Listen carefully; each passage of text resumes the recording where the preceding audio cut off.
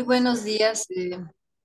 Vamos a dar inicio a esta segunda sesión del ciclo de videoconferencias Desarrollo Sustentable en los currícula del Instituto Politécnico Nacional, que corre a cargo de, bueno, la Coordinación Politécnica para la Sustentabilidad, lo organiza y es el maestro Octavio Sergio Santamaría Gallegos, el ponente.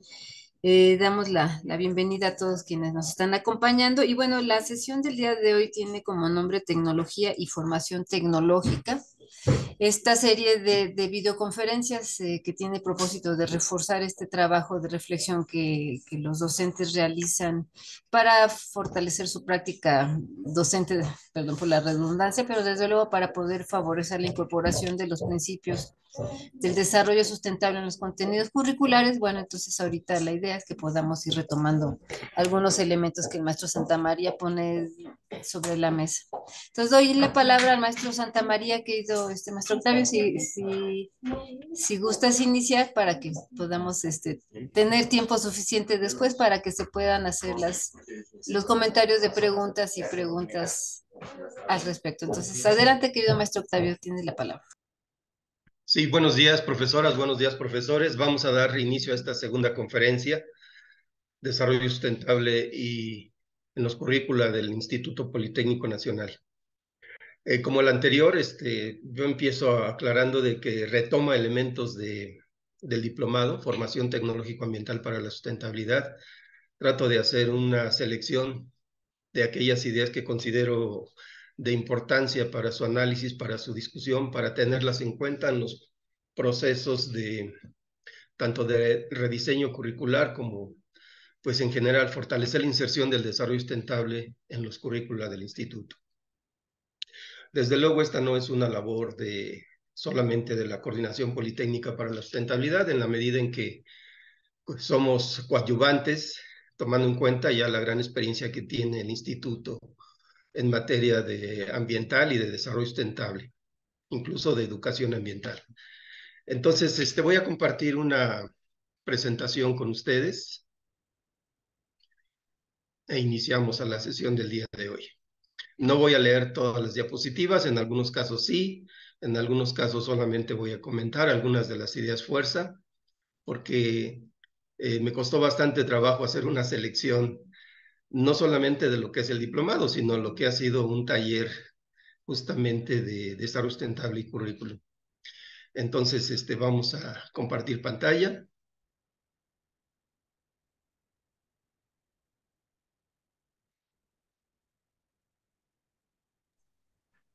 Esperemos que ya se esté observando. Sí, se ve bien, ¿Sí? adelante.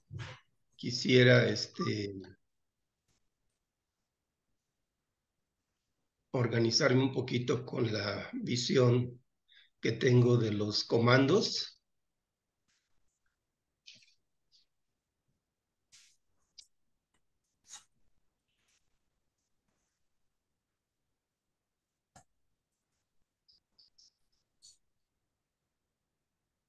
Creo que ya, para interferir lo menos posible con los textos. Bueno, esta solamente es el display de la presentación. Esta segunda, como se ha mencionado, la hemos denominado tecnología, y formación tecnológica, pero yo pongo dos temas por ahí que me parece importante destacar, que es hablar de tecnología, pero desde una perspectiva amplia. Y esto porque predomina en el ideario, en muchos ámbitos de la tecnología como aplicación de la ciencia, y esperemos que después de esta exposición no solamente se vea de esta manera. Y desde luego vamos a intentar llegar a algunas de las experiencias en términos de la formación tecnológica y su relación con las profesiones. ¿Por qué?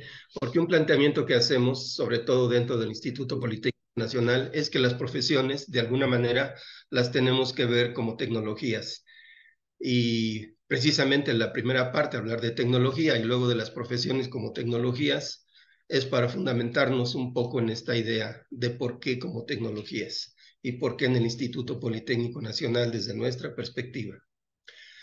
Bueno, quiero empezar con algunas ideas que saqué del documento que se llama Un nuevo modelo educativo para el Instituto Politécnico Nacional, publicado en 2013.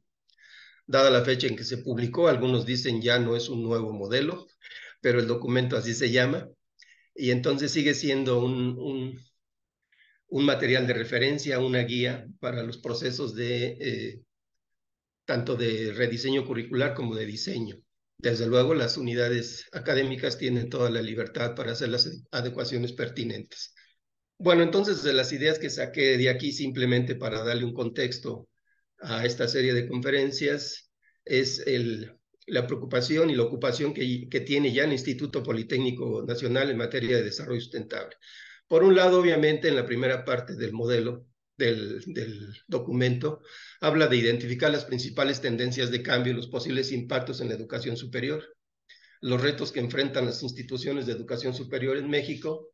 Desde luego, entre ellos la idea de la competitividad de un país en el mundo, un mundo globalizado que depende de la capacidad tecnológica, la cual se construye fundamentalmente mediante políticas y programas en materia educativa y de ciencia y tecnología. Entonces, destacar estos aspectos. Bueno, en ese sentido, como resultado de este trabajo, esta es una supersíntesis, que es una diapositiva que yo ya he presentado en otras ocasiones, pero este es el contexto internacional en el que se desenvuelve la educación. Sociedad informatizada, tecnologías inteligentes, sociedades proactivas, economías globalizadas, sistemas democráticos más participativos, incluso en materia de medio ambiente se habla de gobernanza, visiones estratégicas del desarrollo a largo plazo, una administración pública descentralizada que tenga una adecuada rendición de cuentas, configuración de redes tanto comerciales, financieras, industriales e incluso del conocimiento, papel de la mujer cada vez más protagónico y mayor ocupación por las cuestiones del medio ambiente y diríamos del desarrollo sustentable. Bueno, entonces se identifica la educación superior que debe formar en la globalización para construir una sociedad y una economía abierta que asegure un desarrollo equitativo y sostenible. Desde luego, los objetivos de política económica están vinculados con la competitividad, la adopción de tecnologías modernas, la adquisición de conocimientos y los objetivos sociales, que a su vez están dirigidos primordialmente a abatir la pobreza. No perder de vista que es el primer objetivo del desarrollo sustentable. Bueno, el otro elemento que me parece, o uno de los elementos importantes, es la misión del Instituto Politécnico Nacional. Desde luego, destacar que es la institución rectora de la educación tecnológica pública en México, líder en la generación, aplicación, difusión y transferencia de conocimiento científico y tecnológico, creada para contribuir al desarrollo económico, social y político de la nación. Estos son elementos fundamentales que están muy claramente desde la fundación del instituto. Bueno, con relación a los elementos del modelo educativo, desde luego los rasgos fundamentales que aquí yo enlisto, centrado en el aprendizaje que promueve una formación integral y de alta calidad científica, tecnológica y humanística y combina equilibradamente el desarrollo de conocimientos, actitudes, habilidades y valores que proporcionen una sólida formación y faciliten el aprendizaje autónomo, procesos flexibles, innovadores que permitan el tránsito de los estudiantes entre niveles educativos y cuente con múltiples espacios de relación con el entorno, que forme bajo diferentes enfoques culturales y que capacite a los individuos para su incorporación y desarrollo en un entorno internacional y multicultural. Y que me parece fundamental, que permita a sus egresados sean capaces de combinar la teoría y la práctica y contribuyan al desarrollo sustentable de la nación. Esto pues es evidencia de que esto ya está claramente expresado en las políticas, el desarrollo sustentable está claramente expresado en las políticas de la institución. Bueno, ya entrando en materia acerca de la tecnología, empezamos con la idea de técnica, ¿no? La técnica en los orígenes de la humanidad, que prácticamente los estudios antropológicos, históricos y de diverso tipo, que en la actualidad ha habido una explosión, bueno, pues todo el siglo pasado y lo que va del presente, una gran reflexión acerca de la técnica, la tecnología, la tecnociencia, literatura actualmente hay bastante. Bueno, entonces la técnica fue y ha sido un factor de humanización. Los ancestros del ser humano, estamos hablando de hace 2 millones de años, ya elaboraban herramientas. La aparición del Homo sapiens se ha calculado en 200.000 años. Para entonces podemos hacer una pequeña resta y decir, bueno, ya tenían prácticamente 1.800.000 años de fabricar herramientas cuando aparece el Homo sapiens como lo conocemos. La explosión técnica desde la agricultura hasta la actualidad ha tenido lugar en los últimos 10.000 años. La técnica por sus fines se considera una acción racional en sí misma. Y esto es fundamental, ¿no? ¿Por qué es racional? Porque está orientada a fines muy claramente definidos. Aquí también habría que destacar que dentro de estos últimos 10.000 años, pues prácticamente en lo que va de los últimos 200 años es como cuando se ha dado esta explosión y tal parece que el, las innovaciones técnicas han crecido exponencialmente en los últimos, vamos a llamar, 300 años. Bueno, la antigua Grecia, la civilización griega, fueron los que dejaron testimonio de una reflexión sobre la técnica. Y obviamente ellos la calificaban como técnica, que de ahí viene el nombre de tanto. El hombre como agente artista, el producto final y la ordenación de medios por reglas racionales. Me sale un diálogo un cuadro aquí de texto que me dice que falla mi internet, espero no sea el caso, que se esté viendo y escuchando bien. Sí es el tuyo y sí se ha cortado un poquito, pero tú continúa.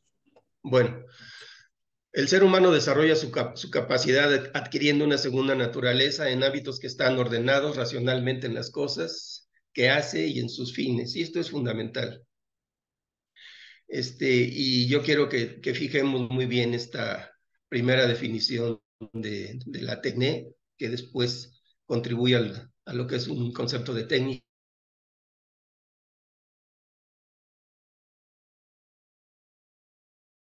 que le queremos dar, ¿no? En esto de fortalecer la inserción en la educación tecnológica.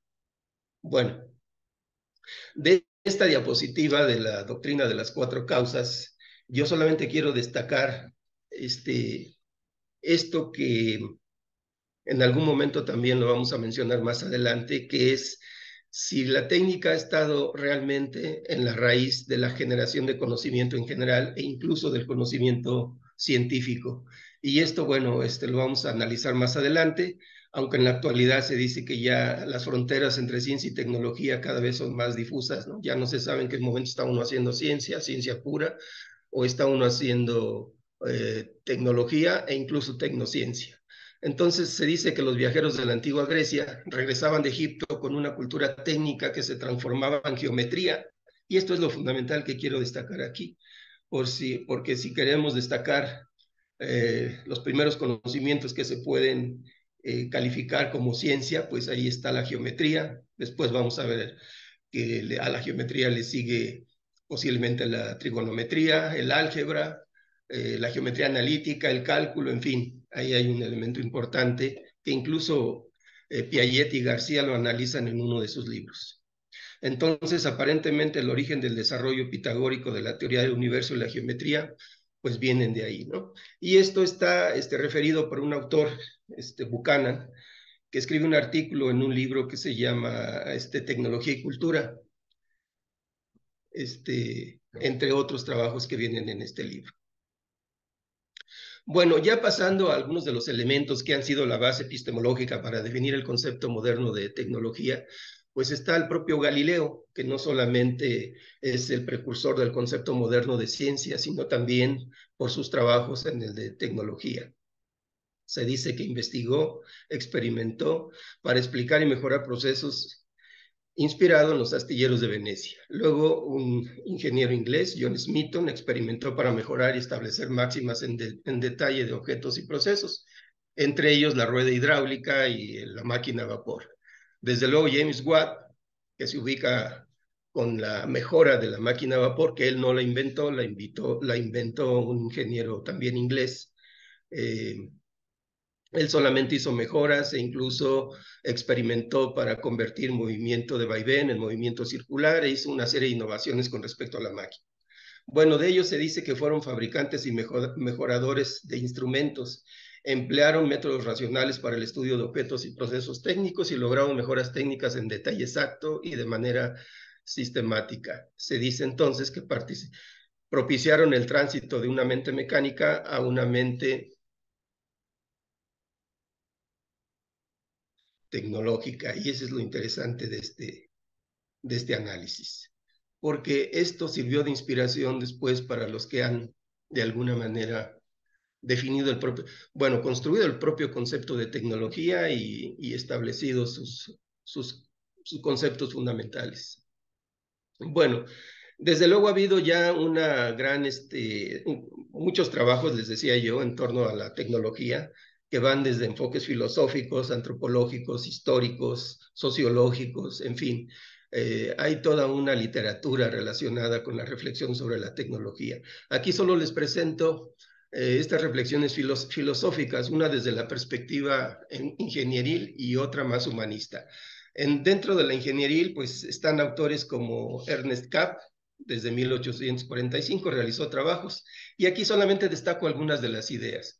Ellos veían a la técnica como un elemento de la cultura y se referían a una progresiva proyección de los órganos del cuerpo a las herramientas y máquinas, y llegaron al extremo de decir que las capacidades cerebrales eran una extensión o el estado, más bien dicho, era una extensión de la mente, ¿no? Las capacidades cerebrales estaban delegadas en una estructura de gobierno.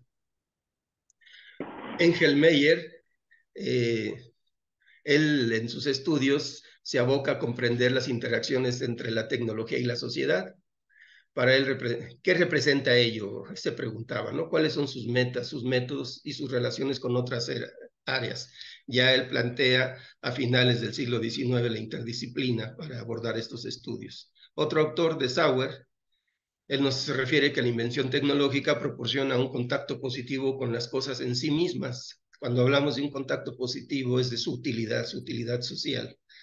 Y nos dice que la esencia de la tecnología se encuentra en el acto de creación técnica. Y esto obviamente se refiere a que no solamente es acción instrumental, sino hay toda una elaboración entre el pensamiento y acción. Después están estos enfoques más humanistas. Aquí se destaca el trabajo de Mumford, desde 1830 y hasta finales de los 70. A lo largo de su vida, él defendió ya las cuestiones del impacto de la tecnología en el medio ambiente. Pero él habla de que las técnicas no pueden desarrollarse al margen del lenguaje, la cultura y la organización social.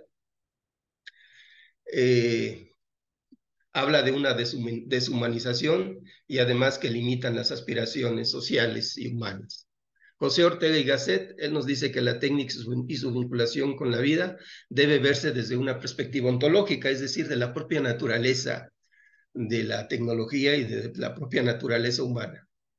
Entonces, entre otras cosas, él reconoce la historia de la técnica en tres etapas: las técnicas del azar, prácticamente de los seres humanos y de las primeras civilizaciones; luego la técnica del artesano, en donde el artesano tiene el dominio de tanto del conocimiento como de los materiales, las propias técnicas de transformación, de creación y del uso de los productos, ¿no? Prácticamente el artesano es el que tiene el dominio de todo el proceso.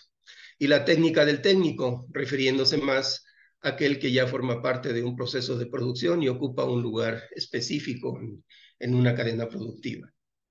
Michman reconoce tantas técnicas como proyectos humanos, y esto lo puso incluso en color rojo, porque nos debe de llamar la atención y pensar que muchas de las profesiones en términos de su objeto de trabajo y que debería de ser también de conocimiento, pues obviamente son proyectos humanos, ¿sí? Que están todos ellos orientados al bienestar o al propio, utilizando la categoría máxima que hablábamos la vez pasada, de la categoría máxima del desarrollo, son orientadas al progreso, ¿no? Como categoría ética máxima del desarrollo. Y claro, el progreso lo podemos interpretar de muchas maneras. Otro filósofo muy conocido, Martin Heidegger, nos dice que la tecnología es un obrar del ser humano, es revelación que transforma y que desafía la naturaleza. Dice, se pregunta, pues, a los elementos, se pregunta sobre los fenómenos naturales y a partir de ahí se da una creación. Bueno, regresando otra vez un poquito a un recuento de lo que ha sido los... A veces hago estos silencios porque según los historiadores que hacen referencia a procesos de la historia, dicen que no podemos referirnos a fenómenos del pasado con conceptos modernos, porque hay una gran diferencia entre lo que implican en una concepción moderna algunos de los conceptos y lo que realmente eran en la realidad en el pasado. De ahí que no podemos hablar de la tecnología en las primeras civilizaciones, porque tecnología de hecho es un concepto moderno que nace posterior a o durante la misma revolución industrial. Pero bueno, todas estas, el arte, la tecné que se daba en la antigua Grecia, pues obviamente se expresaba en, en actividades como la minería, la agricultura, la fundición de metales. Luego, durante la época romana, igual en la ingeniería, ustedes saben que eran buenos diseñadores de ciudades. La arquitectura romana es todavía muy utilizada en muchos de los eh, de la estética de las construcciones arquitectónicas, ¿no? E incluso de las ciudades. Bueno, desarrollo urbano y arquitectónicos, que se puede decir que son de las profesiones más antiguas que existen y que se desarrollaron en ausencia incluso de la ciencia como la conocemos ahora.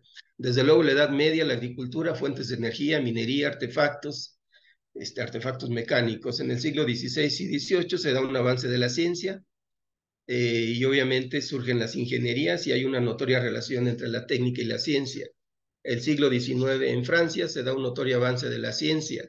En Inglaterra avanzó la tecnología y obviamente es la cuna de la revolución industrial, aunque se dice que los franceses eran excelentes ingenieros y muy buenos matemáticos, que tanto que había más empiria en el trabajo de los ingleses que tenían que recurrir al saber de los franceses, ¿no? Para racionalizar incluso muchos de sus procesos. John Smitton, que se los mencioné hace rato como uno de los creadores e inspiradores del concepto de tecnología, se fue a estudiar a Francia. Bueno, eso es simplemente como un dato curioso, ¿no? Siglo XX, siglo XXI, se da un avance en paralelo de la ciencia y la tecnología. Y si bien como les decía, en el ideario que predomina, se ve a la ciencia como ciencia aplicada, pues no necesariamente es así en todos los campos o no ha sido así. Aunque sí en la actualidad, desde luego, muchas de las profesiones tan antiguas como la misma arquitectura e incluso la medicina, pues ahora con el desarrollo de las ciencias, en el caso de la medicina, fundamentalmente con los avances de la biología, pues se ha enriquecido en la práctica médica, ¿no? Entonces, y no solamente de la biología, desde luego hay muchos campos que convergen en el desarrollo de la medicina moderna. Bueno, hablando ya del concepto moderno de tecnología, desde luego hay diversos autores y que las propias construcciones conceptuales que han realizado pues tienen algunos matices. Pero quien acuña el concepto de tecnología es Johannes Beckmann a finales del siglo XVIII. Se le considera un naturalista e incluso un economista. Desde luego eran estos eh, profesionales que hacían un poco de todo, ¿verdad? Siempre ligaban la filosofía, incluso con las matemáticas, como es sabido de filósofos como René Descartes, en fin. Entonces, Johannes Beckmann nos dice que la génesis de la ciencia de la producción,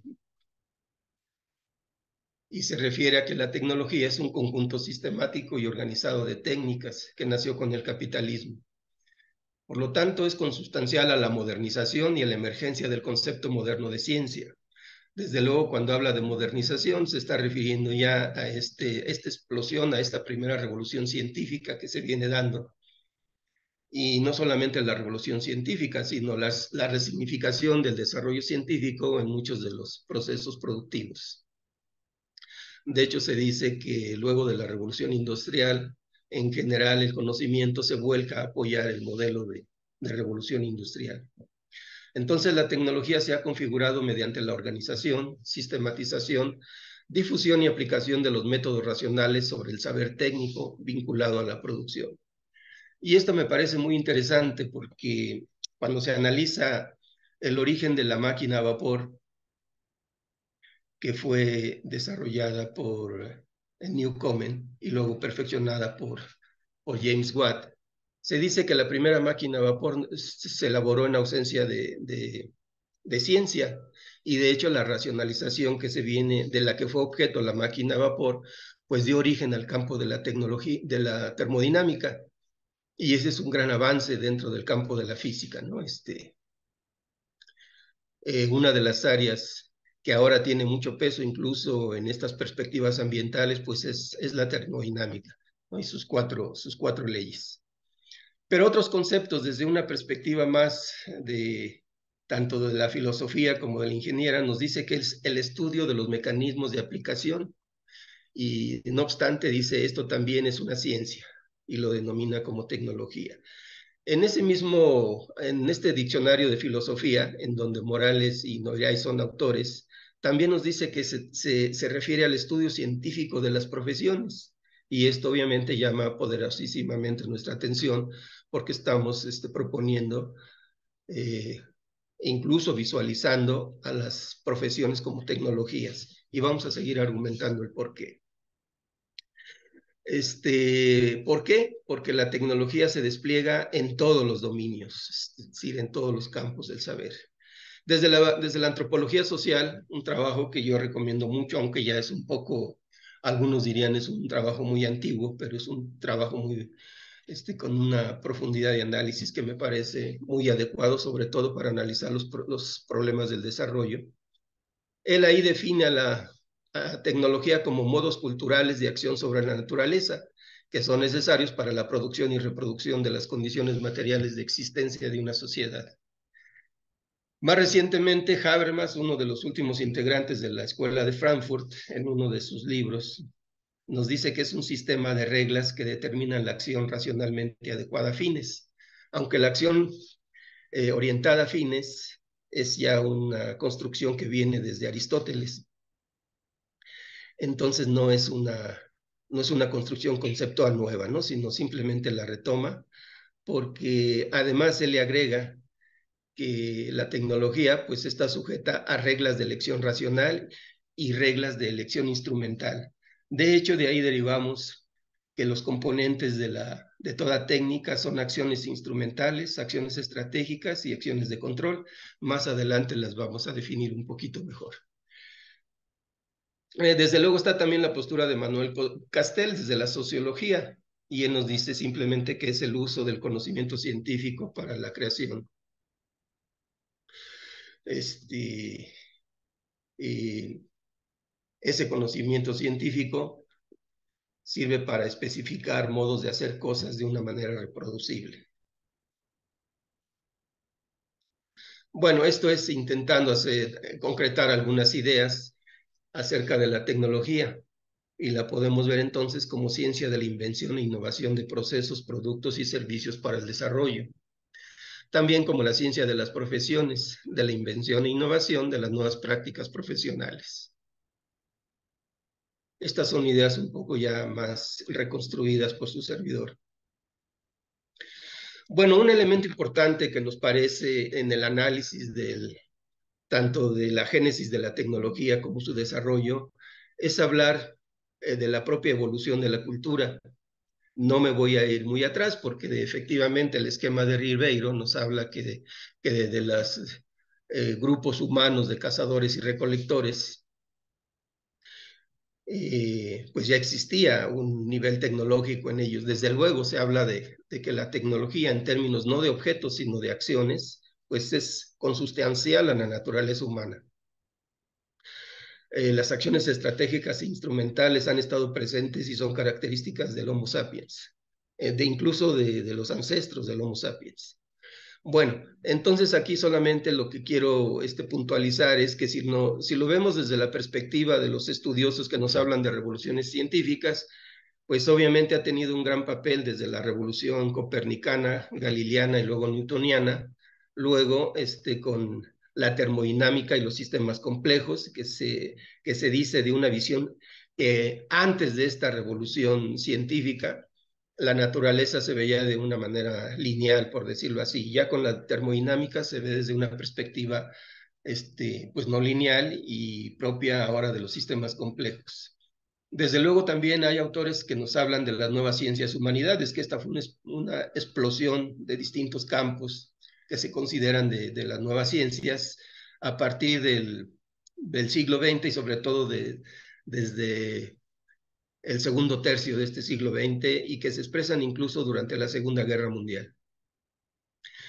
Bueno, desde luego les decía que Ribeiro pues hace un esquema mucho más amplio y nos habla desde una revolución agrícola que pasa por una revolución urbana, una revolución de regadío con las ciudades como la egipcia, con civilizaciones como la egipcia. Después nos habla de una revolución metalúrgica propia de los imperios tanto griego como romano. Luego nos habla de una revolución mercantil con el descubrimiento de nuevas rutas comerciales, y esto es propio, digamos, cuando la península ibérica empieza a construir imperios, ¿no? A base del comercio, un comercio que está basado en la extracción de materias primas. Ustedes saben, en América fundamentalmente minerales y otros productos de plantación, que es donde se dan los elementos del precapitalismo, y luego, obviamente, el capitalismo, caracterizado por una sociedad industrial, y que actualmente pues se habla de bueno, Ribeiro nos hablaba de una revolución termonuclear, basada obviamente en la energía nuclear y en todas las cuestiones de microelectrónica. Eh, y esto yo lo quise poner porque autores como Carlota Pérez, que es una economista, ella ya nos habla de prácticamente 5 revoluciones tecnológicas. Nos habla de una revolución industrial caracterizada por la hilatura, la máquina a vapor, luego en 1829 del vapor a los ferrocarriles, de 1875 en adelante del acero, la electricidad y la ingeniería pesada, de 1908 del petróleo, el automóvil, la producción en masa, y luego a partir de los 70 de la informática y las telecomunicaciones. Y ella define algo que se denomina el paradigma tecnoeconómico. ¿Por qué? Porque la tecnología la ve como un factor de la economía. Desde luego hay otras construcciones como la de Shaw. En 2016 publicó un libro. Igual él identifica de 1760 a 1840 una revolución industrial, teniendo el motor a vapor y el ferrocarril como los elementos fundamentales. Luego la producción en masa de 1890 a 1900, 1960, la era digital o del ordenador, y prácticamente del 2000 en adelante una revolución digital del Internet ubicuo y móvil, sensores e inteligencia artificial, aprendizaje de las máquinas. En un trabajo en una revista del instituto que por ahí consulté, Floridi 2014 nos habla de una revolución en las tecnologías de la información, partiendo de Copérnico. Él dice, Copérnico se preguntó sobre la relación sujeto-objeto y sus implicaciones epistemológicas. Luego con Darwin se preguntó sobre nuestro lugar en la evolución biológica. Luego Freud se preguntó sobre el entendimiento de aquello que gobierna el interior del sujeto. Alan Turing no solo se preguntó, sino reconfiguró nuestro entendimiento de la inteligencia no biológica. Y actualmente pues nos hablan de las tecnologías de la información. Bueno, esto lo quiero destacar porque si bien hay una base tecnológica en estas revoluciones, y sobre todo según Carlota Pérez, en realidad lo que provoca una revolución, lo que se debe de denominar como revolución tecnológica es el efecto producido en la sociedad, en las instituciones, en las costumbres, en la cultura, en las formas de vivir. Bueno, entonces Carlota, ella sí lo centra más en un poderoso y visible conjunto de tecnologías, productos e industrias nuevas y dinámicas, capaces de sacudir los cimientos de la economía y de impulsar una oleada de desarrollo de largo plazo. De hecho, por eso puse este texto de Carlota, porque obviamente es un factor de economía y del desarrollo. Aunque no hace el énfasis en el cambio en las instituciones, que eso es fundamental, instituciones y en los modos de vida, ¿no? Que no debemos de pasar por alto como un elemento sustantivo del concepto de revolución tecnológica. Bueno, se trata de una constelación de innovaciones técnicas estrechamente interrelacionadas y eso es fundamental, porque si bien la electrónica se puede considerar como un campo especializado, la verdad es que la microelectrónica, los ordenadores y toda la explosión que se ha dado en torno a ellos, pues prácticamente está impactando no solamente a las profesiones, sino los modos de vida. Bueno, aquí también de la tercer párrafo destacar que cada uno de esos conjuntos de saltos tecnológicos se difunde mucho más allá de los confines de las industrias y sectores donde se desarrolló originalmente. Y es a los que nos referimos, donde, por un lado, porque una tecnología impacta a otros campos tecnológicos y forma parte de ellos. Y la otra, pues el impacto en las instituciones y en los modos de vida. Bueno, Carlota también destaca este concepto del paradigma tecnoeconómico y nos dice que es un modelo de óptima práctica constituido por un conjunto de principios tecnológicos y organizativos genéricos y ubicuos, el cual representa la forma más efectiva de aplicar la revolución tecnológica y de usarla para modernizar y rejuvenecer el resto de la economía. Bueno, su énfasis está en la economía para esta autora. Bueno, un poco lo que decíamos, este nuevo paradigma tecnoeconómico afecta las conductas relacionadas con la innovación y la inversión, enciende el fuego de la imaginación de ingenieros y yo diría de toda la sociedad. Bueno, luego, a partir de un trabajo más de carácter filosófico, filosofía inclinada hacia lo ingenieril, está un trabajo de Morales y de André Noiray en un diccionario de filosofía. Y ellos escriben un artículo y desde luego traen unas ideas muy interesantes que recomendamos leer.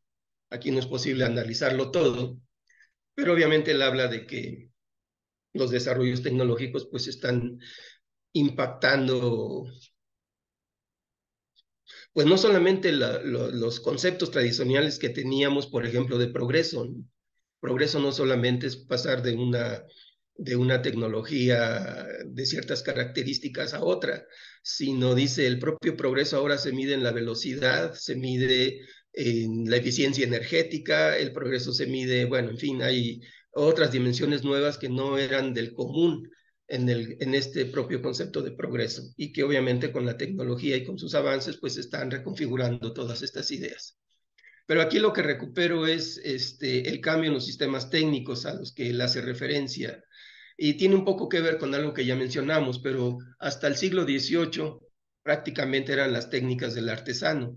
Tanto era un enfoque más instrumental y bueno, si bien estaba orientado a fines, porque todo ser humano crea con determinados fines, no crea para la nada, por decirlo de alguna manera, siempre está orientado hacia algo.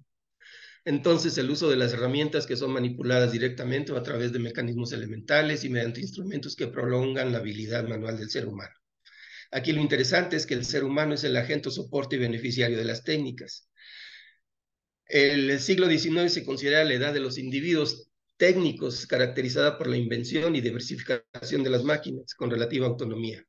Obviamente es cuando surge la máquina a vapor, las máquinas para hilar, máquinas que sirven para mover máquinas, luego el motor de combustión interna, los generadores eléctricos.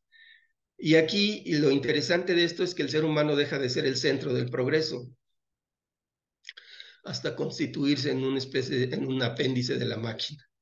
Bueno, en el siglo XX se considera el siglo de los conjuntos y está caracterizado por la interdependencia de las máquinas, el automatismo del funcionamiento y su regulación.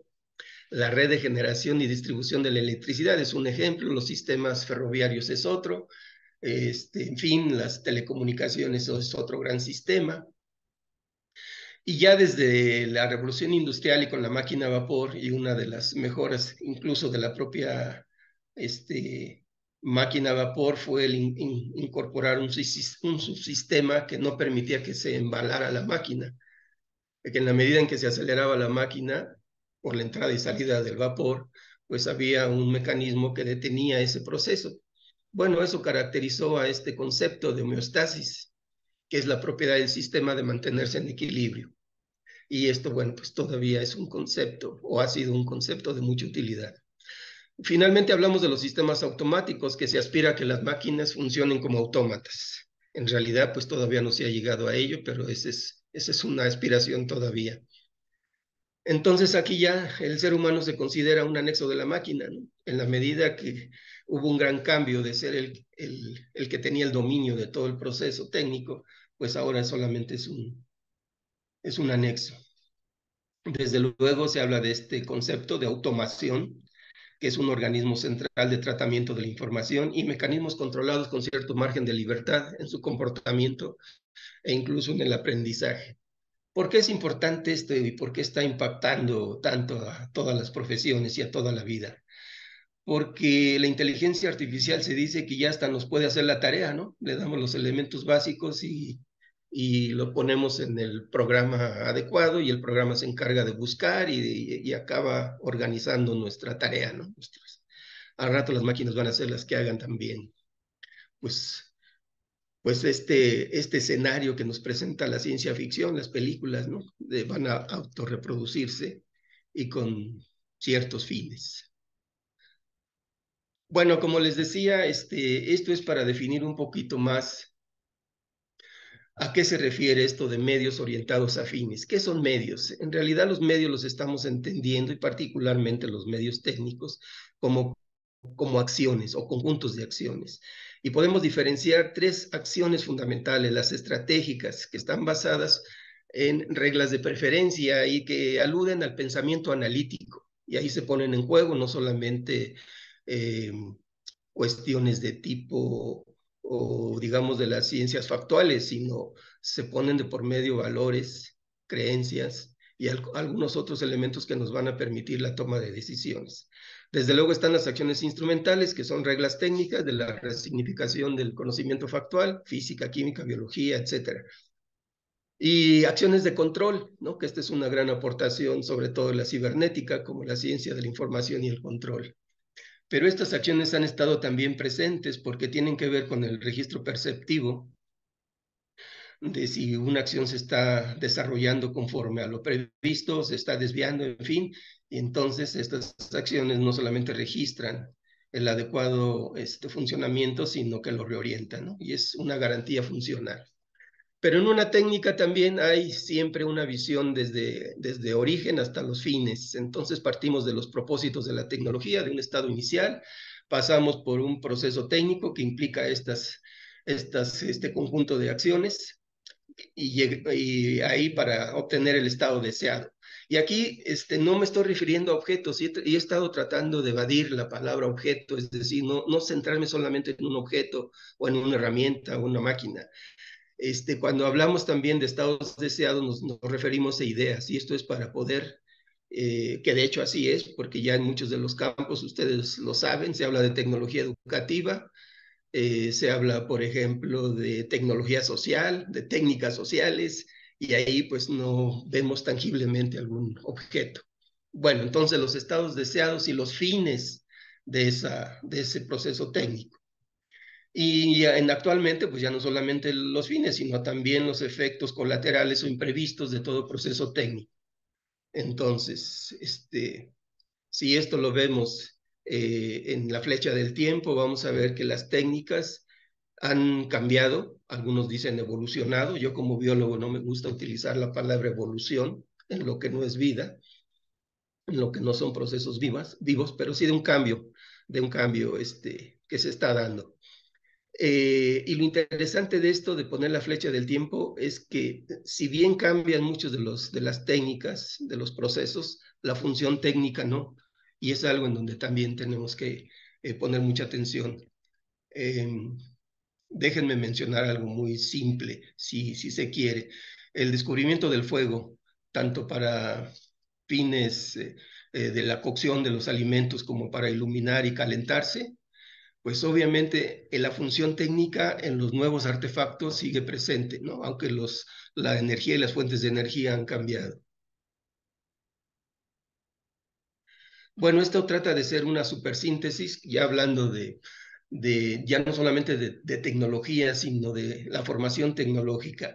La formación tecnológica como pensar la técnica. Entonces, la técnica como naturaleza humana, como componente de la cultura, si hablamos de procesos de producción-consumo como medio de relación con la naturaleza, pues las técnicas están jugando un papel importante en ese medio de relación social-naturaleza y a su vez como posibilidad para construir el desarrollo deseable.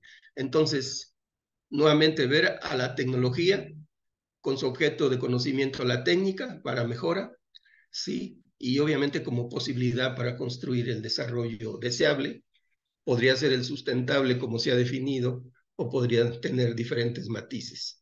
Desde luego, desde la perspectiva histórica, ontológica y epistémica del cambio técnico, pues nos referimos a los sistemas técnicos que se han ido configurando, como es el ser humano que tiene el dominio de todo el proceso, que se denomina el ser humano herramienta, el ser humano máquina, la máquina máquina, los sistemas automados, ¿no? Que vimos hace un momento.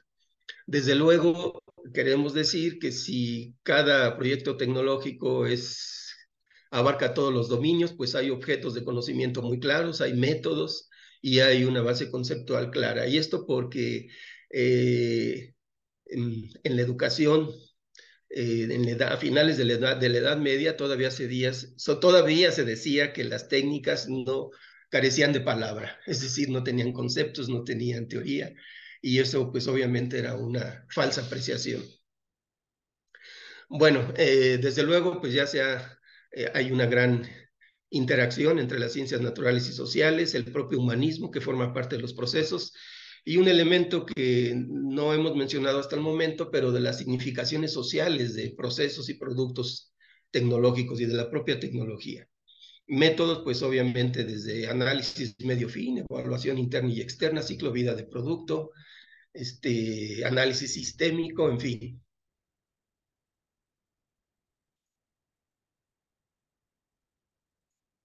Bueno, me voy a brincar esta diapositiva, pero sí nada más para insistir en que nuevamente a lo largo de la historia, pues ha habido profesiones o procesos productivos, procesos sociales que se desarrollaron sin el concepto de ciencia como lo conocemos ahora. Entonces, por lo tanto, no hubo una resignificación del conocimiento científico en todos estos procesos, ¿no? Bueno, entonces esto ya de alguna manera lo mencionaba en otras de las diapositivas. Sí, creo que está repetido. Este, sí, sí, nada más que está en un orden diferente. Bueno, esta sí, es como una forma diferente de referirme al asunto. Relación técnica-ciencia, tecnología-tecnociencia. Bueno, entonces están las técnicas que antecedieron al concepto moderno de ciencia y ahí típicamente, pues con la primera gran revolución tecnológica, pues está la agricultura. Luego el urbanismo, la vivienda, los sistemas de regadío. Obviamente todo ello implica actividades, implica conocimiento, implica técnicas, implica formas de organización social. Bueno, desde luego, si hablamos con la historia del automóvil, pues vamos a ver que desde la invención de la rueda, pues si no hubiera rueda, al menos no habría automóviles como los conocemos ahora, aunque ya se habla de otro tipo de móviles que no van a requerir ruedas, ¿verdad? Bueno, bueno, pero sí van a andar surcando por nuestros espacios. Desde luego, la metalurgia se desarrolló en ausencia de ciencia, ahora hay mucha ciencia en torno a la metalurgia. Luego, productos de la reflexión sobre técnicas productivas. Entonces tenemos a la termodinámica, que es producto de la reflexión teórica sobre las máquinas. La química orgánica industrial se potenció por los fabricantes de tintes en Alemania. El siglo XX, técnicas metalúrgicas se incorporaron a la ciencia de los metales. Desde luego, este concepto de ciencia aplicada se puede caracterizar muy claramente desde el descubrimiento de la radioactividad por Marie Curie, que ella contribuyó a poner en marcha los procesos industriales para fabricar y purificar sustancias radioactivas. y no solo a eso, sino a su aplicación, al desarrollo metrológico de la radioactividad para usos industriales y médicos, y un servicio de medidas y de control de los instrumentos, porque obviamente saben que la radioactividad acabó matándola, ¿no? Murió como consecuencias de la radioactividad. Pero lo interesante es que con el descubrimiento de la radioactividad podemos hablar de paradigmas e innovaciones tecnológicas basadas en la ciencia. Y ejemplos, aquí está la industria eléctrica de finales del siglo XIX, la ingeniería nuclear con fines militares y civiles para la producción de energía eléctrica, las aplicaciones industriales y médicas, tanto de la biología molecular como de la medicina en general. Y esto es interesante porque a partir de la cristalografía de rayos X se pudo conocer la estructura molecular y a partir del conocer su estructura, pues fabricar. Y se han fabricado artificialmente la insulina y algunas proteínas interesantes. Bueno, entonces en la actualidad se habla de tecnociencia o de un entramado de ciencia y tecnología. La tecnociencia. Entonces yo la vez pasada les decía, es la ciencia que se hace con la ciencia y la ciencia que se hace de las técnicas y en donde ya prácticamente las fronteras en muchos de estos procesos se desdibujan. Entramado de ciencia, tecnología, política, economía, naturaleza, bioética, derecho. Los agentes de las tecnociencias son los gobiernos, las empresas, las universidades, son consorcios, se puede decir. Algunos productos, implantes electrónicas en el ser humano, microprocesadores biónicas, clonación de animales, alimentos transgénicos, congelación de embriones, los entornos de realidad virtual. Todos ellos los podemos identificar como parte de estos fenómenos tecnocientíficos. Modelos de investigación y desarrollo e innovación. Existía un modelo lineal que ahora ya se cambió. Ya no es producir ciencia, resignificarlo en procesos tecnológicos y lo que es típicamente ciencia y desarrollo, ¿no? Llevarlos hasta el mercado. Actualmente se habla de un modelo no lineal en donde hay una interacción de todos los componentes. Ciencia con la tecnología, tecnología con la ciencia, tecnología con el mercado, mercado con la ciencia, el mercado con la tecnología, en fin, todas estas triángulo del saber, pues nos habla de todas esas interacciones. Entonces, la tecnociencia actualmente es producto de ello. Bueno, les decía, una visión amplia de tecnología nos parece un requisito fundamental para fortalecer la inserción del desarrollo sustentable a los currículos del instituto. Y esto nos habla de una reflexión sobre la tecnología y su vínculo con procesos culturales, tanto relaciones sociales y redes de significación, que son temas que luego se dejan muy al margen de los procesos tecnológicos. Hay una corriente en la UNAM que está trabajando esto, tiene un libro publicado y entiendo que hay líneas de investigación orientadas a ello. Desde luego, basado en Arnold Passey, en su libro Laberinto del Ingenio, él nos habla fundamentalmente, sí, también de una visión que no se limita a lo instrumental, sino también a la parte organizativa, que tiene que ver con la planificación y gestión, hasta asuntos de mercadotecnia, estudios de mercado, hasta llevar los productos al consumidor, ¿no? Una parte fundamental en todo proceso es la ideológica cultural, en la que se incluye el sistema de valores y creencias sobre el progreso y que es fundamental en todos estos procesos de desarrollo e innovación tecnológica, incluyendo la experiencia personal de los constructores o creadores de tecnología que también juegan un papel importante.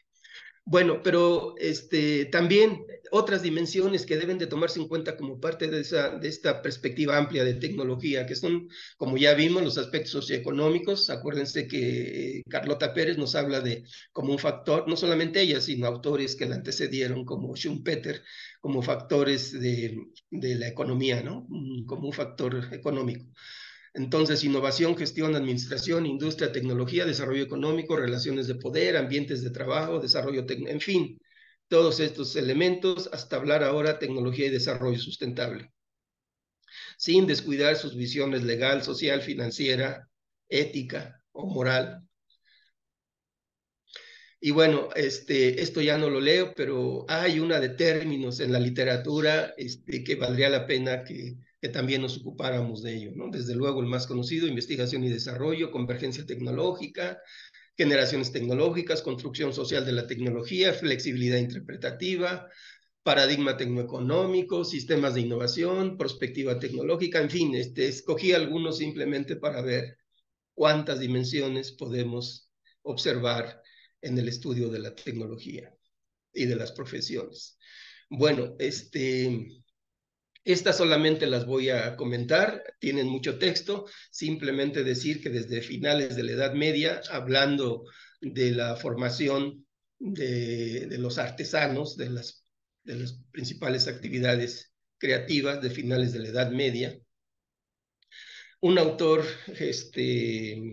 belga, con doctor en física, escribió un libro sobre alfabetización científica y tecnológica, y él ahí denomina como inteligencias a los saberes, y al saber tanto el saber conceptual como el saber hacer, ¿no? El saber ser.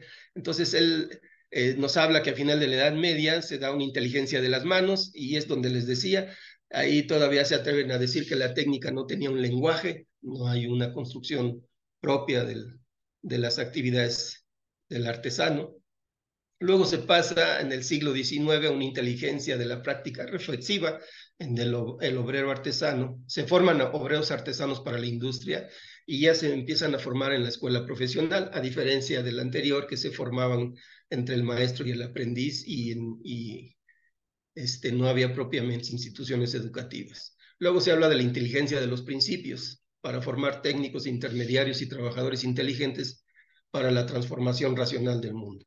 Desde luego ya tiene que ver con el auge de la revolución industrial. Me quiero adelantar porque ya tengo poco tiempo y no he entrado a un tema que me parece fundamental.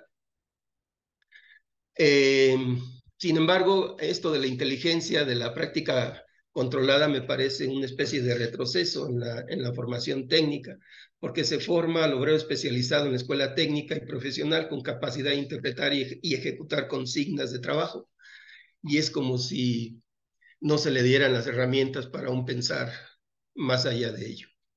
Desde luego está el paradigma industrial, taylorista, fordista, que no solamente impactó a la formación de los profesionales de la industria, sino incluso a la propia educación, y después se convirtió en doctrina, como lo vamos a ver, que impacta otros campos. Ya estoy prácticamente cumpliendo el tiempo, me voy a tomar unos minutitos solamente para hablar de un par de conceptos. Bueno, en un estudio que realizó la UNESCO en 1995, él identifica 8 modelos diferentes de la formación técnica y tecnológica, desde las artes manuales, la producción industrial, la alta tecnología, ciencia aplicada, conceptos tecnológicos, énfasis en el diseño, las competencias clave, y habría que considerar esto como un avance importante, los enfoques ciencia, tecnología, sociedad, en donde ya se supera esta visión instrumental y se toman en cuenta otros elementos de la cultura.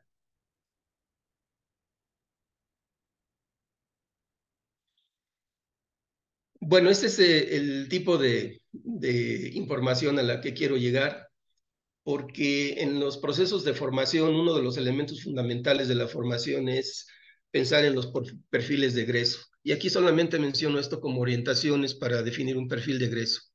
Hablar de la conciencia del sujeto social y de especie en el contexto ahora de la problemática ambiental y de la construcción del desarrollo sustentable. Conciencia de la función social de la profesión y de las relaciones con otras profesiones y la sociedad. Habilidades para participar en la construcción de los escenarios deseables del desarrollo. Capacidades para prevenir y coadyuvar a la solución de problemas socioambientales.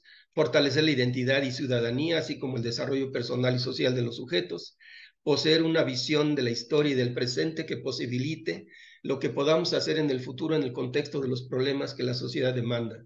Contribuir a la reconstrucción de nuestra relación con los demás y con la naturaleza. Y obviamente con el conjunto de los elementos del ecosistema.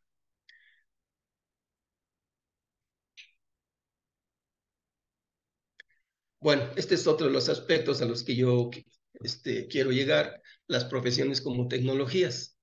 Desde luego, esto es una síntesis que hago de un trabajo que es un poquito amplio, que se presenta tanto en el diplomado como en otros talleres.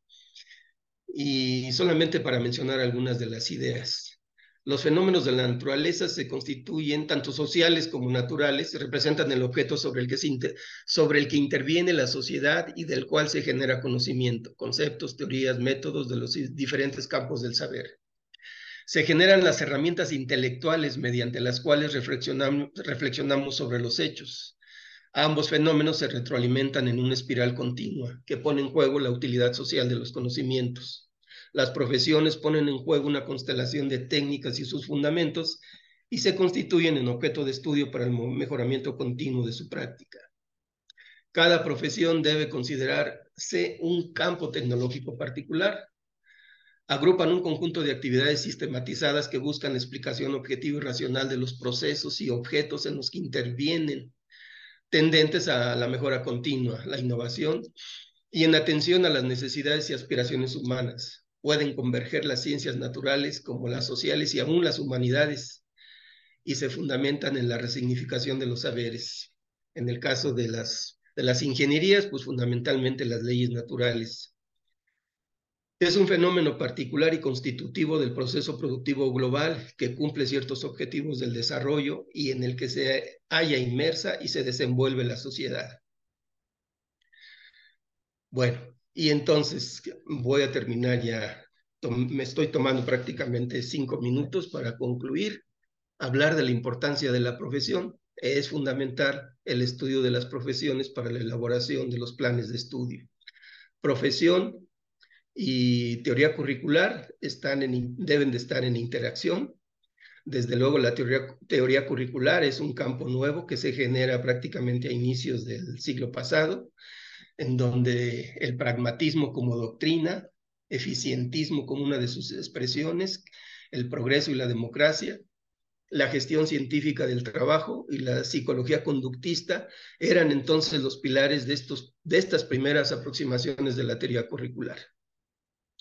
Bueno, su importancia radica en qué? En que es fundamental esta reflexión para la elaboración de los planes de estudio, que tiene que ver con la selección y organización de contenidos y los procesos de aprendizaje.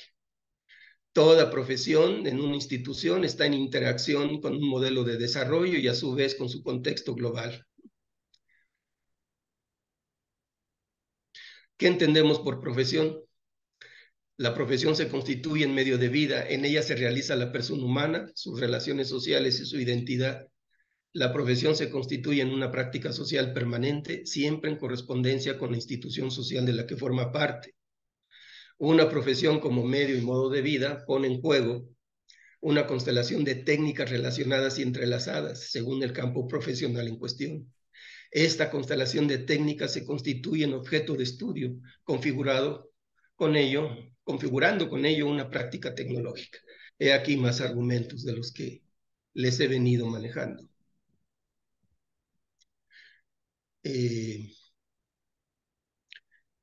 Con esta voy a terminar, aunque hay más que decir sobre estos temas. Preparé algunas cosas más, pero vamos a dar paso a No la tengo, participación de aquí ustedes. estoy escuchando pero aquí no.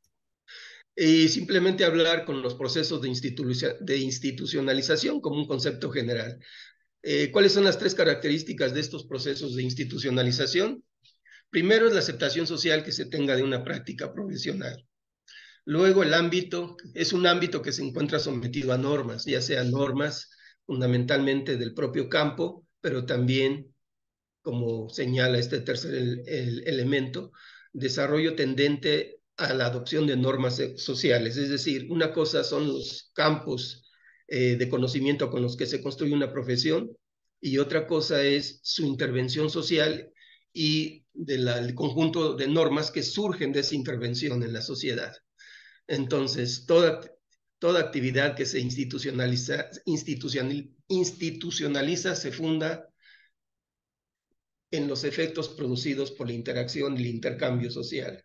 Se asocia a un proceso sucesivo de configuración y consolidación de patrones normativos, de modelos de organización y de esquemas reguladores, valores. Para su indagación es recomendable diversos planos de análisis, tanto de los agentes sociales de los productos, de las pautas, de las condiciones sociales, etcétera. Y con esta voy a terminar.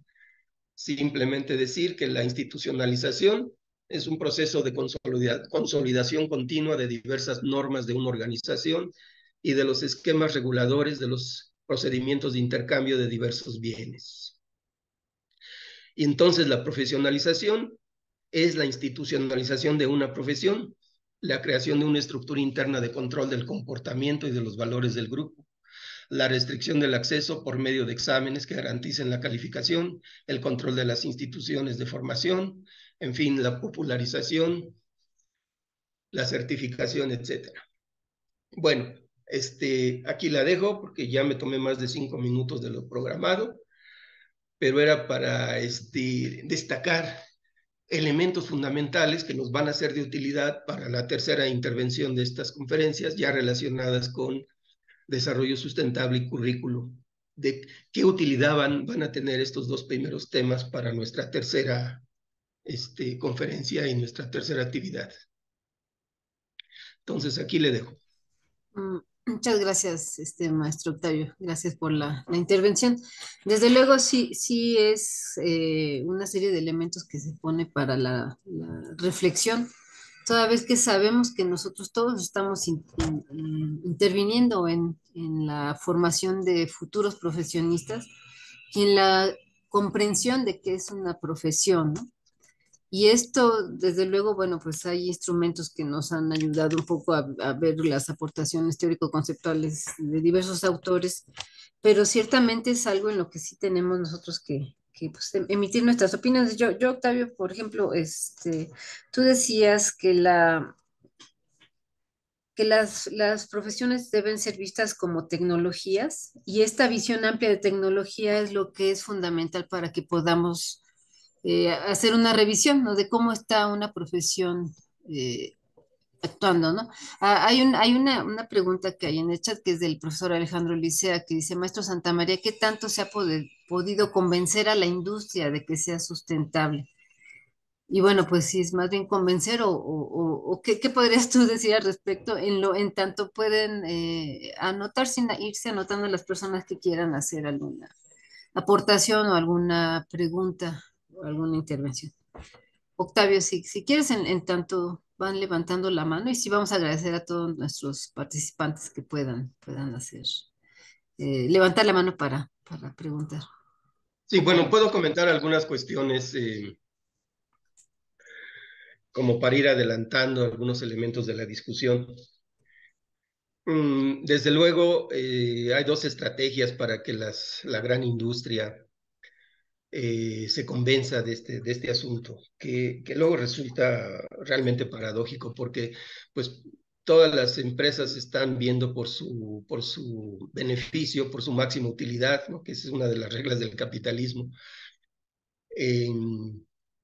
Pero bueno, ha habido distintos esfuerzos. Ya desde al finales o durante de la conferencia de Río de Janeiro, la Cumbre Mundial de Medio Ambiente y Desarrollo, el secretario general, Maurice Strong, que también lo fue desde Estocolmo, él persuadió a ciertos líderes de la industria que ellos mismos aclaran ya no estaban formando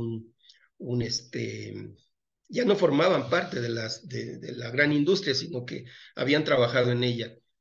No recuerdo ahorita, se me va su nombre, pero ellos trabajaron sobre la idea de la producción más limpia. Escribieron un libro, ahí se me va ahorita la autoría. Pero sí hay una preocupación, digamos, desde una perspectiva del propio convencimiento de los industriales, en el sentido de que obviamente tienen que prevenir los impactos negativos hacia el medio ambiente. Y en ese sentido, pues sí han surgido no solamente estas iniciativas, sino algunos conceptos fundamentales. Me parece que la ecoeficiencia y la producción más limpia han sido producto de esos esfuerzos del propio campo de los industriales. Ahora, ¿hasta qué punto eso se ha trabajado? Como dije, él mismo se reconoce que ya no era industrial, uno de los líderes de este movimiento, pero sí ha tenido su impacto. Desde luego las industrias no van a dejar de de pensar en su máxima ganancia, y eso lo observamos día con día, porque hasta del reciclado quieren sacar el máximo provecho, ¿no? Cuando sabemos que por cuestiones económicas el plástico resultó un elemento fundamental para disminuir peso y mover más mercancía. El caso de los envases de refrescos, ¿no? Que fueron los que invadieron el mercado, a diferencia de los de cristal, que eran retornables y cerraban el ciclo cuando uno nuevamente iba a comprar una bebida. Bueno, con los plásticos simplemente el envase se convirtió en basura y ellos no cerraron el ciclo para recoger todos los residuos de su proceso industrial y le dejaron toda la responsabilidad a los consumidores. Y eso es lo que se ve mucho en el discurso de los industriales, ¿no? Generalmente cambiar hábitos de los consumidores para disminuir el problema del plástico cuando fueron las grandes industrias y siguen siendo las que introdujeron el problema y no acaban de cerrar el ciclo. Sí están los esfuerzos de COSE, que son varias de las transnacionales que están detrás de este proyecto, pero también ellos mismos lo han dicho, ¿no? Sale más caro reciclar el plástico que utilizar fuentes nuevas para la fabricación de plástico, de los envases. Entonces, otra vez es un criterio económico por el que no han cerrado los ciclos, porque les cuesta, o ganan menos. Y la única manera de que ellos compensen el ganar menos es el trasladar los costos, eh, para impactar menos el medio ambiente, trasladarlos a los consumidores. Y eso, pues, sí sigue, resulta que al final de cuentas quien está pagando el costo ambiental, pues son los consumidores a través del sobreprecio, que luego ni siquiera lo invierten precisamente para disminuir los impactos, ¿no? Se convierte ahí en un círculo vicioso. Eh, bueno, entonces, esa es una manera en la que se puede decir que sí, incluso muchas de las industrias tienen su página y están trabajando, pero en términos efectivos no. Se sabía hace unos años que de todo el plástico de la Coca-Cola solamente se reciclaba el 5%, dense una idea, ¿no? Que las islas de plásticos en el océano, pues principalmente estas empresas son las culpables. Bueno, ¿cómo se está logrando? Pues a través de una normatividad que debe de ser más estricta, mayores exigencias, y que no necesariamente repercuta los costos del cuidado del medio ambiente en el consumidor. Y desde luego la presión social. Debería de haber movimientos masivos en donde las empresas altamente contaminantes pues se consumieran menos sus productos, pero eso requiere de una mayor conciencia social y que realmente mucha gente, por ejemplo, renuncia a la Coca-Cola, por decir algo, ¿no? Y se haga su agua fresca en casa. Son formas en las que se podría presionar a las grandes empresas para que lo hagan. La normatividad y una mayor conciencia social para que haya una mayor presión hacia las empresas. Recuerden que ahorita estamos ya prácticamente es el primer día fuerte de la COP28, si no voy mal en los números, en donde lo que más se discute justamente es los grandes intereses de todas estas empresas transnacionales, que son las principales generadoras de gases de efecto de invernadero. Bueno, esto solamente es como para ir calentando el debate, la discusión.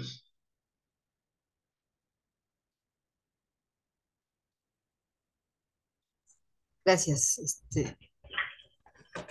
Gracias, Octavio. Sí, muchas gracias. Muchas Hay gracias.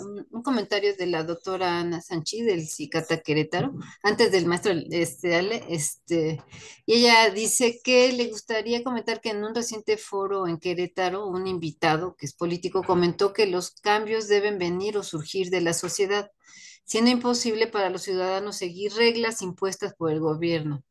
En el sentido propio en el sentido del propio convencimiento de los industriales, ¿consideras que el gobierno se debe mantener al margen de estas tendencias o debería ser un líder y guía en este cambio cultural? Desde luego visualizando al gobierno en una forma horizontal, ¿no? Que es lo que puede dar más posibilidades, ¿no? De que tenga una funcionalidad.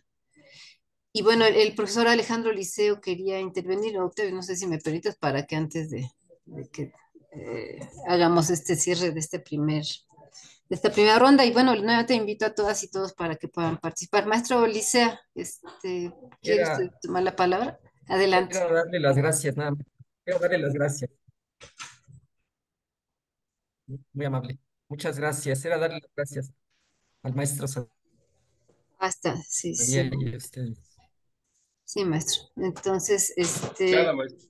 Sí, sí, era darle las las estrategias. Muchas gracias. Está bien, maestro, sí, muchas gracias. Si alguien más que quisiera hacer algún comentario, yo un poco, bueno, querida maestra Pérez Juan, adelante. Hola, buenos días a todos. Pues la verdad es que considero muy importante la información que nos acaba de compartir el profesor Octavio, porque realmente creo que al momento en que nosotros estamos frente a grupo, podemos precisamente contribuir en esta conciencia dentro del ámbito ambiental. Y de esta manera también compartir con los chicos estrategias o iniciativas sociales que pudieran implementar ellos desde los hábitos de vida. Cierto, el cambio no va a surgir como de nosotros para cambiar el mundo, como bien lo menciona el profesor, porque de esta manera el poder lo tienen las transnacionales y el capital que en su momento se invierte para desarrollar nuevos productos que sean, como bien mencionó, más económicos que el reciclar, pues realmente sí nos lleva a generar movimientos, pero esos movimientos desafortunadamente no siempre los podemos nosotros iniciar como cabezas de grupo, pero sí sembrando como que esa duda o esa inquietud en los estudiantes de ser conscientes de lo que consumen y el costo que realmente tienen, no nada más en su bolsillo, sino en los recursos y en los ambientes de donde se obtienen todas las materias primas y a donde van todos los desechos que se generan una vez que se consumieron. Creo que esto es lo que nos está faltando mucho en las nuevas generaciones porque consideran que la leche viene de los cartones Tetra Pak y entonces nos ponen en una situación compleja porque no tienen todo el contexto que a lo mejor muchos de nosotros tuvimos la fortuna de vivir. Y creo que la parte histórica es fundamental para que realmente podamos llegar a esto. La verdad es que yo estoy entusiasmada por la siguiente sesión para ver cuáles son las diferentes estrategias y las iniciativas que se tienen para poderlo abordar dentro de clase. Muchísimas gracias. Sí, muchas gracias a usted, maestra.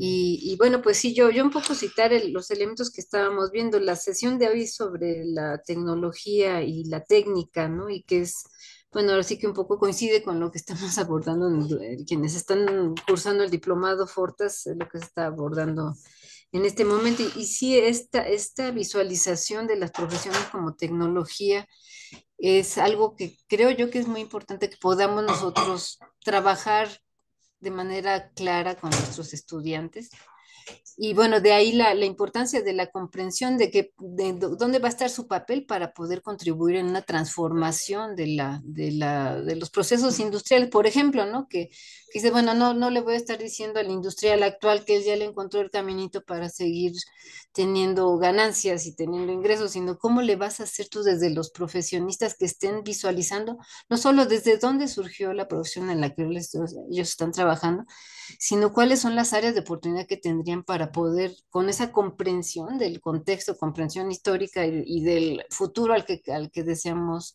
llegar para poder contribuir hacia allá. Entonces, bueno, dejo aquí, no sé, no es una intervención, sino un poco querer que Octavio pudiera complementarnos, ¿no? Porque te quedaste, bueno, de manera muy rápida, recorriste estos puntos, ¿no? Hasta el final sobre cuál es esa pues, relevancia de la visión amplia de la tecnología justamente para este trabajo que se está invitando a hacer a los docentes, ¿no? En el Politécnico. Muy bien. Entonces, Octavio, ¿quieres tomar la palabra o alguien más que quisiera hacer alguna intervención? Solo que no hay alguien que haya levantado la mano. Al maestro Néstor Ruiz, le agradezco muchísimo, querido profesor. Adelante. Gusto Sí, saludarlo gracias. nuevamente.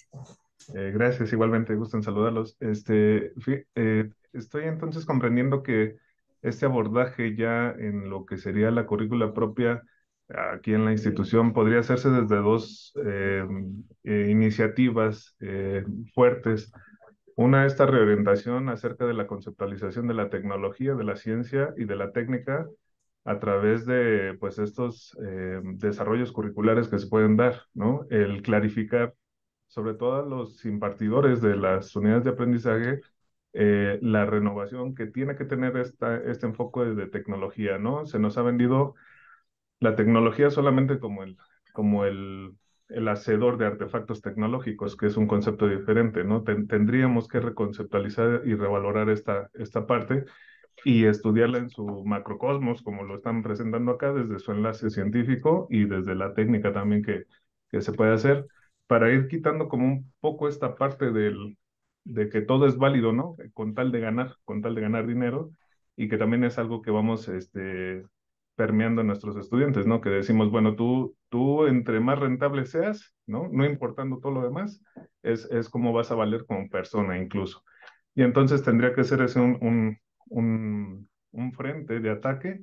Y el otro creo que muy importante, que se deja ver también a través de la plática, es la parte ética, ¿no? La parte del civismo, de la convivencia, del equilibrio con la naturaleza incluso, ¿no? Con los recursos, que mucho tiempo se habló de la explotación de recursos, ¿no? Ahorita ya se tiene que hablar del manejo de recursos sustentable y que podamos equilibrar este tipo de cosas. Creo que serían las dos vertientes necesarias en nuestra forma de replantear el modelo académico también del Politécnico, que si bien va a conflictuar o no como conflictuar, generará, ¿no? Este escozor que pues inherentemente a la institución, porque se crea también el instituto pues en este seno de la revolución científica, de revolución industrial, perdón, con el afán de industrializar el país, con el afán de atender estas cuestiones, y tendríamos que ir permeando en todas estas vicisitudes que se generaron en el transcurso de las políticas. También creo que uno de las principales problemas que tenemos, bien se mencionaba, ¿no? El poder económico sobre el poder político de todo lo que se pueda dar. Creo que ahí siempre tenemos un paso atrás, y sobre todo entendiendo nuestra naturaleza como país ahorita que tenemos.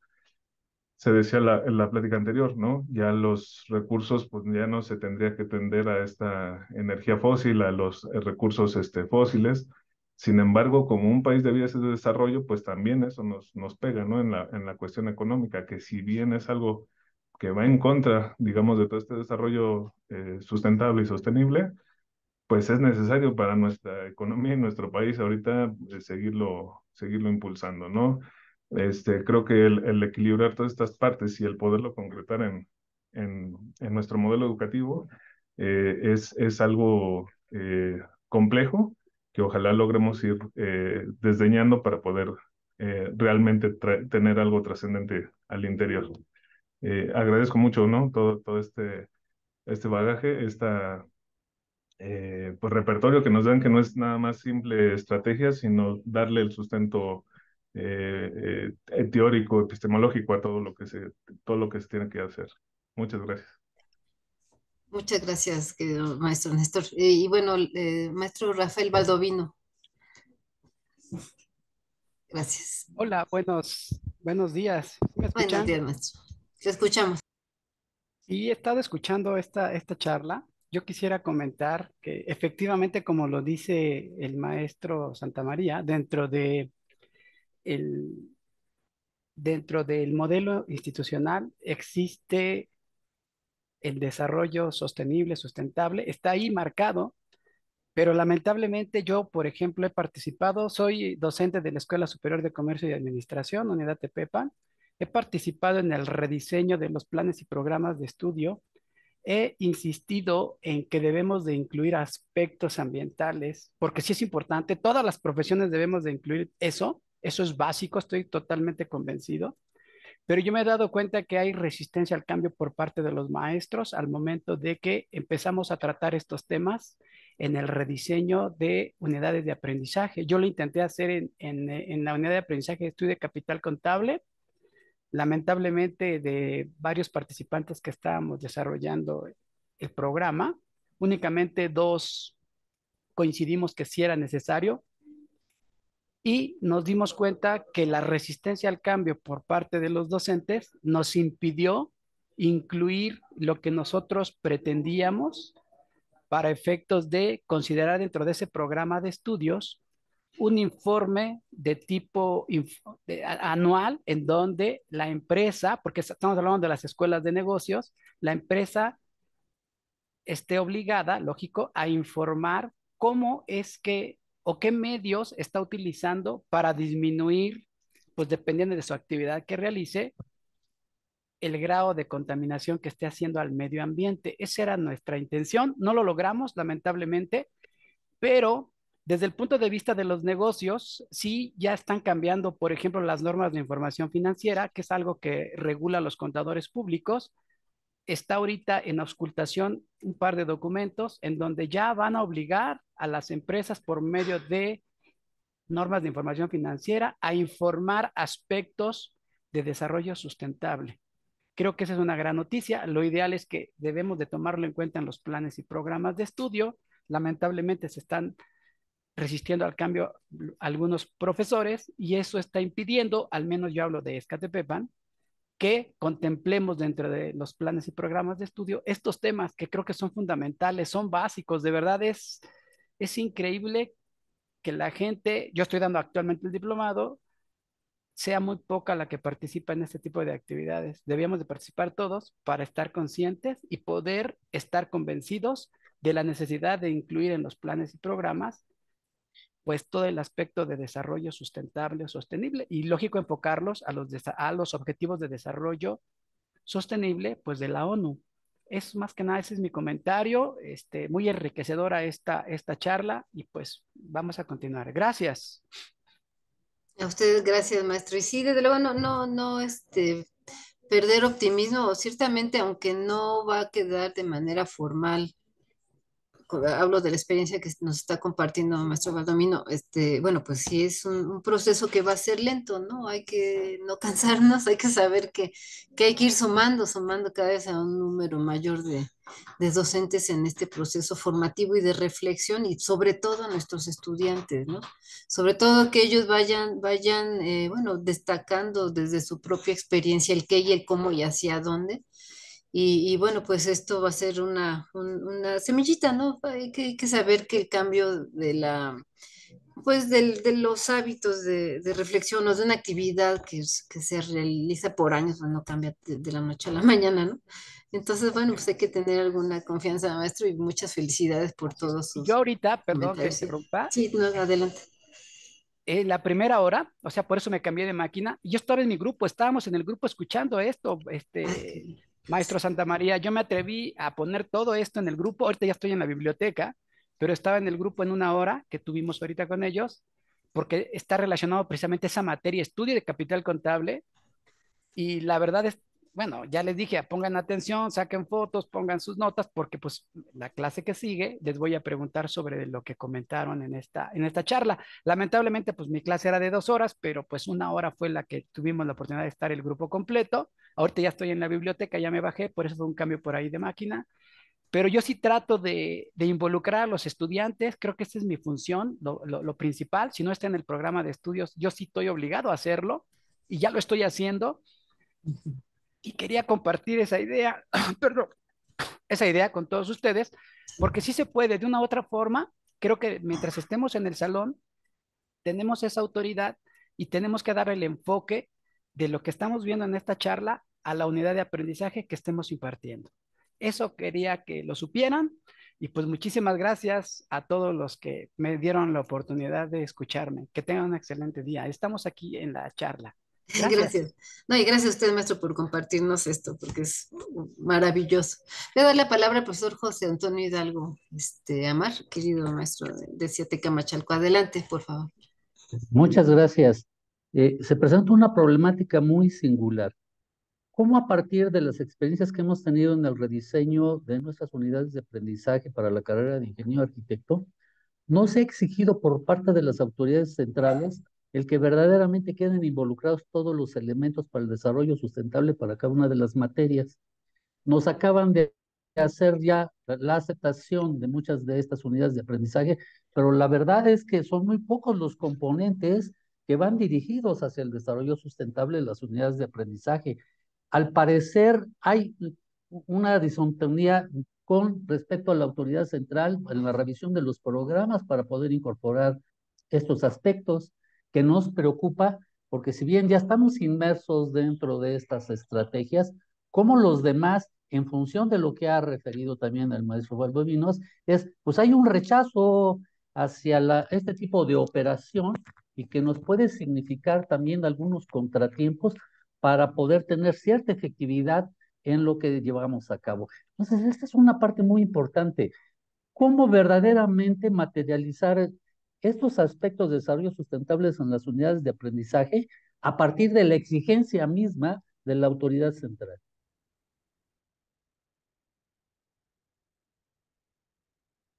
Sí, maestro. ¿Va a complementar su intervención, maestro? No, ¿verdad? ¿Ya con eso concluyó? Ya terminé, sí, con eso terminé, porque hay preocupación de parte de muchos de nuestros profesores, ¿y qué está haciendo la autoridad? ¿Y cómo fue que llevaron a cabo la aprobación de esa reestructuración de programa de estudio sin haber considerado, sin haber exigido, inclusive a la propia comisión, al propio planteamiento de los programas de estudio, que hubieran quedado involucrados estos elementos que muchos propugnamos para que se llevara a cabo de esa forma? Entonces, ese era mi comentario en ese sentido. Muchas gracias. Sí, maestro. Sí, desde luego algo que debemos revisar. Voy a dar la palabra al maestro Octavio Santamaría. Nuevamente hago la invitación. Todavía estamos en tiempo para que pudiese haber un par o tres intervenciones una vez que concluya el maestro Santamaría y antes de cerrar la sesión de hoy. Y bueno, sí voy a agradecer mucho que en el chat puedan ustedes ubicar el enlace para el registro de su asistencia, el enlace a un formulario. Entonces, sí, en caso de que alguna o alguno de ustedes no lo haya hecho, les damos las gracias por hacerlo. Maestro Octavio, por favor, tienes la palabra. Sí, gracias. Bueno, muchas gracias por sus comentarios y sus preguntas. Primero quiero empezar con el libro del que hablaba. El libro se llama Cambiando de rumbo. El autor no me acuerdo en este momento, pero por ejemplo ahí se habla de aligerar el peso de los automóviles, el reciclaje de los plásticos, incluso la fabricación de un detergente líquido y su concentración para utilizar menos envases, en fin, pequeñas acciones y algunas no tan pequeñas, pero el libro pues nos habla de los esfuerzos que desde la visión de algunos, si no de la industria, que están ligados a la industria, pues se empezaron a trabajar ya desde pues, principios de los 90. Y obviamente a partir de ahí hay experiencias interesantes. Desde luego, pues hay mucho por hacer. Luego quisiera pasarme al comentario de que los cambios deben de venir de la sociedad, sí, siempre y cuando a la sociedad la entendamos como compuesta por todos sus sectores, ¿no? Los industriales son parte de la sociedad, la gente común es parte de la sociedad, los intelectuales, el gobierno es parte de la sociedad. Claro que aquí se quiere decir que no solamente es un trabajo del gobierno, y en eso estamos totalmente de acuerdo, ¿no? La sociedad, pero vista como la sociedad en su conjunto, no solamente las familias, los consumidores, no los industriales o no el gobierno, ¿no? Sino todos en su conjunto.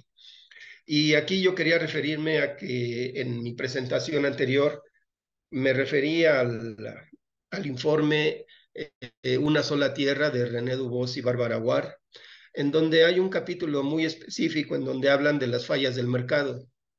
Y ustedes seguramente lo recordarán. En esas fallas del mercado, justamente una de las cuestiones que no atiende la parte de los industriales, pues son las externalidades, es decir, los costos al medio ambiente. Y tampoco atiende los problemas de salud, no atiende los problemas de la educación, no atiende los problemas de, vamos a decirlo ya de manera muy específica, del agotamiento de recursos, la extinción de especies. Y en buena medida porque las fallas del mercado no solamente es dejarle todo al mercado, sino porque simplemente hay cosas que no les puede uno poner valor monetario, ¿no? La extinción es para siempre, y por más que la película esta de los dinosaurios, Jurassic Park, nos diga que podamos reconstruir a toda una población de dinosaurios, todavía eso está muy lejos de ser. La extinción es para siempre y no tiene valor monetario, y muchas de las externalidades no tienen un valor monetario como tal. Si un suelo se erosiona, para que se vuelva a regenerar ese suelo pueden pasar miles de años para que ese suelo sea nuevamente fértil, y eso pierde toda proporción en términos monetarios. Claro, alguno puede decir, bueno, pues traemos como le hacemos con los jardines de las casas, ¿verdad? Está hecho el recorte del cerro y es puro tepetate, pero si traigo tierra lama de Xochimilco, pues ya se da el jardín, ya se dan las macetas. Sí, pero cuando hablamos de miles de hectáreas de suelos erosionados, eso prácticamente se convierte en un imposible y por lo tanto no tiene valor en el mercado la pérdida, la erosión, la pérdida de fertilidad de un suelo. En ese sentido, sí, esas fallas del mercado sí requieren de la intervención del Estado, pero del Estado también entendido en el sentido amplio, porque Estado no es sinónimo de gobierno. El Estado es territorio, es cultura, son poblaciones, son instituciones.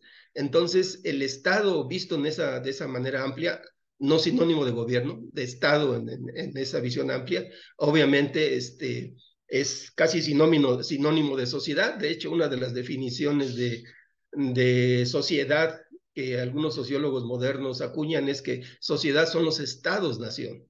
Entonces, cuando decimos la responsabilidad del desarrollo sustentable está en manos del Estado, prácticamente nos estamos refiriendo a todos los sectores. Y con relación a eso, no me dio tiempo, en el diplomado sí, hacemos el análisis de las 7 revoluciones tecnológicas de las que nos habla Ribeiro, porque esas 7 revoluciones tecnológicas, él mismo lo advierte en el inicio de su marco conceptual, en donde dice, no hay acuerdo en si es la tecnología la que está imponiendo el cambio social o el cambio social el que está determinando el cambio tecnológico. Al final de cuentas, él llega a la conclusión de que la interacción entre el cambio técnico y el cambio social son una interacción, y de esa interacción es de donde está dándose este cambio en lo cultural, en los procesos que él denomina un proceso civilizatorio, ¿no? Y de la configuración de las sociedades. Entonces, también cuando nos referimos a que la sociedad como la voluntad del pueblo de cambiar, no. La sociedad no está al margen de una cultura, no está al margen, y en esa cultura no está al margen de todos los adelantos tecnológicos, institucionales, educativos. Entonces, nuevamente, el cambio social y el cambio tecnológico son interdependientes y son consustanciales a toda sociedad. Entonces, desde esa perspectiva, sí es la sociedad la que tiene la responsabilidad en el cambio, pero no la sociedad como gobierno. Desde luego, agradezco los comentarios de todos y sí, maestro, creo que se entiende el mensaje. Hablar de la inserción del desarrollo sustentable, de fortalecer la inserción, sí implica un cambio conceptual. Y ese cambio conceptual, no queremos que sea un salto mortal, ¿no? De golpe y porrazo. Sí el currículum tiene que irse cambiando de manera que se ataquen las partes, yo diría, estratégicas del currículum. Y a mí sí me parece fundamental, primero, entender el fenómeno tecnológico como la explosión de actividades profesionales que se han dado a lo largo del proceso civilizatorio, ¿no? Desde las primeras sociedades humanas.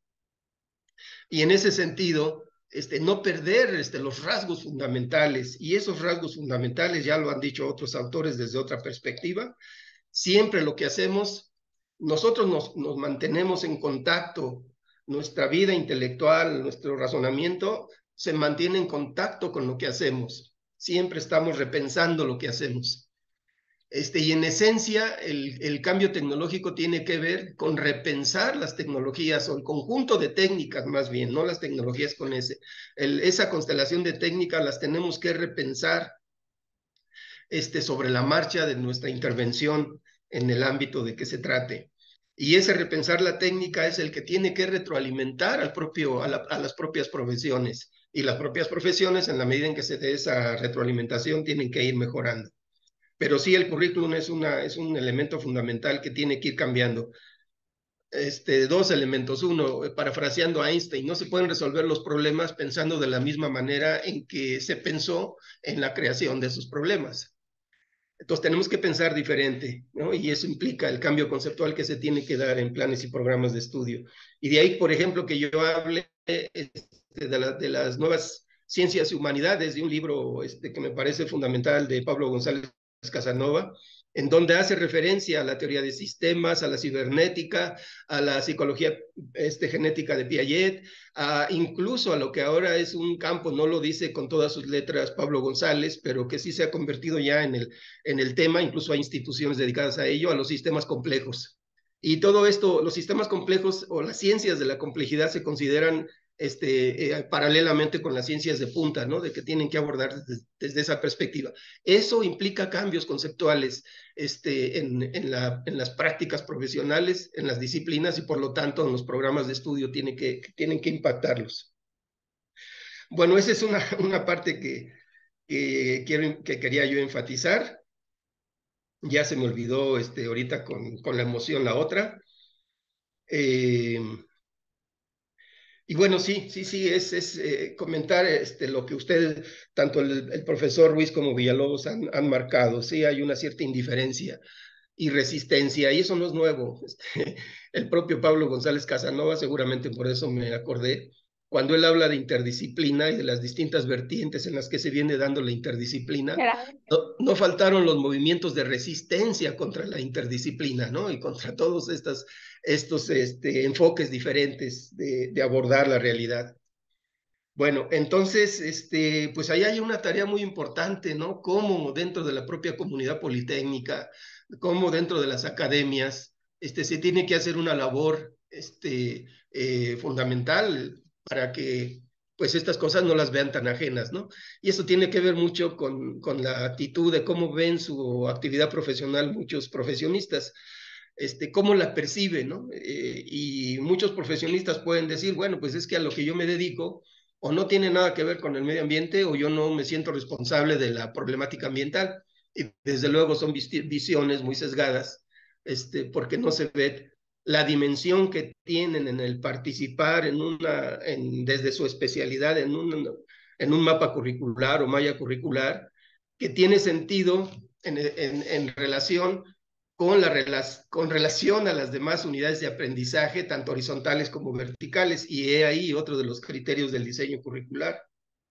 Si nosotros vemos la enseñanza de las matemáticas, y si ustedes quieren verla desde términos elementales, pues empezamos sí, además de saber leer y escribir, pues las operaciones básicas, ¿no? Aritmética, geometría, pero luego el álgebra es fundamental. El que no sabe álgebra no sabe geometría analítica o no, o se le va a dificultar si no la aprende.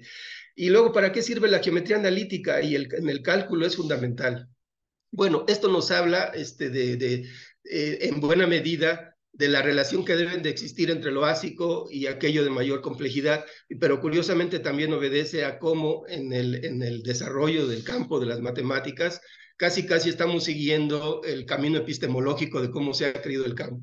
Entonces ahí hay una beta de cómo poder establecer las relaciones verticales entre las unidades de aprendizaje, pero el siguiente nivel es ¿para qué quiero aprender matemáticas? ¿Sí? O geometría analítica, si no me sirve para lo que yo hago. Y el ejemplo, los ingenieros de arquitectos en una de las preguntas y respuestas que vienen como ejemplo en el plan de estudios decían, queremos que nos enseñen las matemáticas que son de mayor utilidad para la arquitectura y la ingeniería. Es decir, no basta conseguir las relaciones desde la aritmética hasta el cálculo, bueno, en fin, ya no quiero seguir más adelante, sino cómo puedo orientar los contenidos de esas asignaturas para que sean de utilidad para el ingeniero arquitecto o para en fin, para cualquier otra de las profesiones.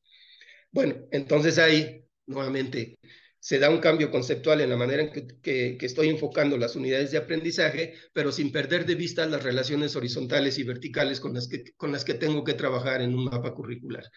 Bueno, entonces esto tiene que ver con que hay que hacer conciencia en los profesores que no se sienten identificados con los asuntos del desarrollo sustentable y no se sienten identificados porque tampoco tienen claridad en cuál es su contribución a la consecución del perfil de egreso de sus distintas licenciaturas, ¿no? Yo doy matemáticas y me desentiendo de todo lo demás. Y no, tiene que entenderse de que las matemáticas que está enseñando tienen que ver también con el desempeño de un futuro ingeniero. Y eso es fundamental, ¿no?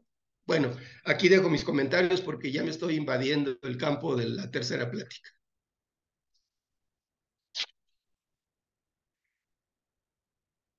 Gracias. Sí, es que, bueno, pues hay algunas aportaciones en el chat. Había alguien que había levantado la mano, pero ya no lo veo por ahí. Ah, querido maestro Gustavo Arturo Ulloa, adelante. Tiene usted la palabra Sí, y muy buenos buenos días. días. Buenos Nada días. más aportar un poquito que yo veo parte de la problemática de los rediseños de las unidades de aprendizaje también, que pues tenemos que integrar también, digamos, de forma institucional, no solamente es en la unidad académica, porque hay que recordar que estos rediseños de los planes de estudios pues pasan por la DES, ¿verdad? Y desde allá de la DES también nos dan en manera administrativa. Yo he participado en algunos rediseños y siempre ha sido una situación de que para que los planes y diseños y los programas de estudio se aprueben, tiene que venir la aprobación por parte de la DES. Entonces, pues administrativamente también hay intereses, no intereses, más bien hay formas, digamos, formatos que se deben de cumplir y muchas veces el instituto no contempla desde ahí, desde la parte administrativa, pues esta visión de, de incluir esta parte del desarrollo sustentable. Entonces también a veces hay que cumplir ciertos criterios con la autoridad para poder aprobar estos programas y ya desde ahí también tenemos otra problemática. Era mi aportación, solamente es parte de mi experiencia, de lo que yo he vivido, que muchas veces, si bien no se meten con el contenido totalmente, sí a veces la forma nos acota a tener que hacer las unidades de aprendizaje, y sobre todo porque el instituto también de facto, de forma, de formación, eh, pues está esta parte ligada a la técnica y a la tecnología en el sentido de dejar un poco de lado el humanismo. Propiamente en el instituto se desvirtúa o se deja de lado esta parte pues, del ser humano y de la formación. Yo sé que se está intentando hacer una formación integral, pero la verdad es que el instituto todavía está muy corto en ese sentido, en esa visión. Yo veo un problema muy grande en el sentido de decir que cuando abordamos los temas de desarrollo sustentable y lo mismo de querer cambiar o de redefinir la técnica y la tecnología, primero deberíamos de redefinir al ser humano para, obviamente el sistema económico funciona en base a las necesidades del ser humano, a los hábitos de consumo, a todos los hábitos del ser humano, pues empecemos por ahí, el cambio de conciencia del ser humano. Todavía no logramos eso, estamos en pañales en esa cuestión de filosofía de vida de los profesionistas. Entonces, si no logramos hacer que ellos cambien sus hábitos en todos los sentidos y que tengan otras necesidades, el mercado no va a cambiar y la técnica, la tecnología y la ciencia van a seguir atendiendo a los mismos modelos. Lo que estamos viendo en el, en Fortas, que es seguir en el mismo camino del desarrollo. Es mi aporte. Muchas gracias. Muchas gracias, maestro. Querido maestro Maldonado, tiene la palabra. Edgar Maldonado.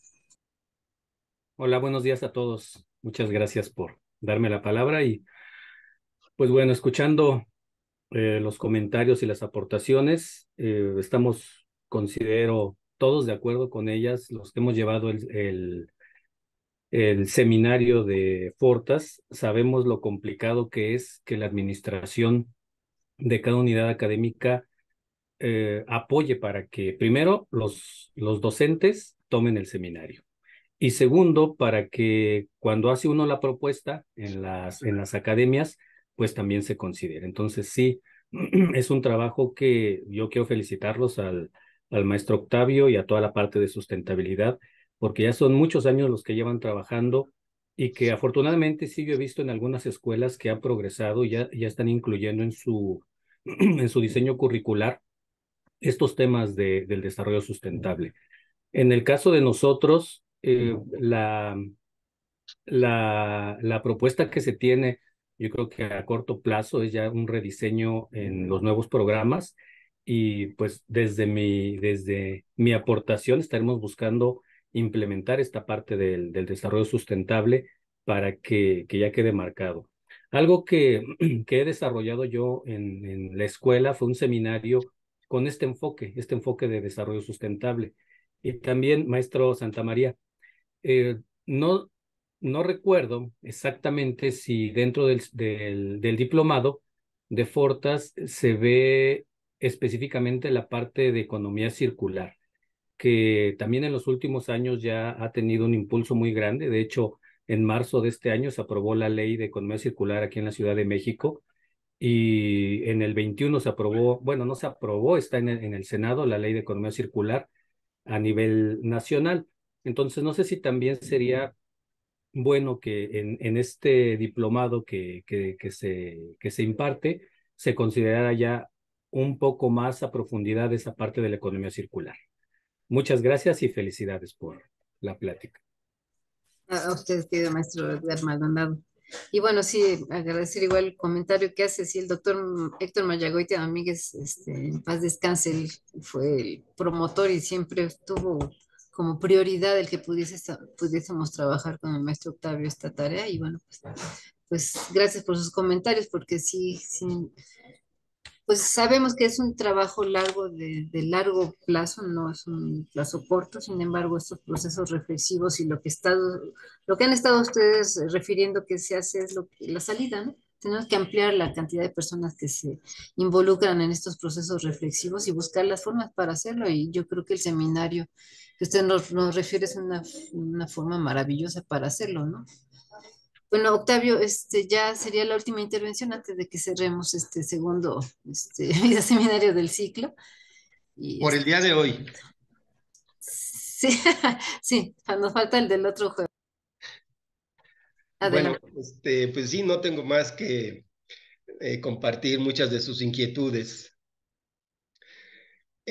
porque sí hay que seguir una normatividad institucional y eso es fundamental. Y aquí en la Coordinación Politécnica para la Sustentabilidad, desde luego, tenemos muy en cuenta, por ejemplo, los documentos de la reforma, fundamentalmente el nuevo modelo y el, el documento que se refiere al diseño y rediseño curricular, el número 12, que los documentos de la reforma pues son, pues entiendo que ya creo que son más de 20, son muchos documentos que valdría la pena por ahí, los que no los conozcan, pues obviamente es recomendable que le echen una miradita a los documentos de la reforma, que pues obviamente están vigentes, ¿no? Y es necesario revisar, porque ahí están los fundamentos institucionales para no salirnos del huacal más allá de lo necesario y que no representen saltos mortales las propuestas que hacemos para que la parte institucional se cumpla.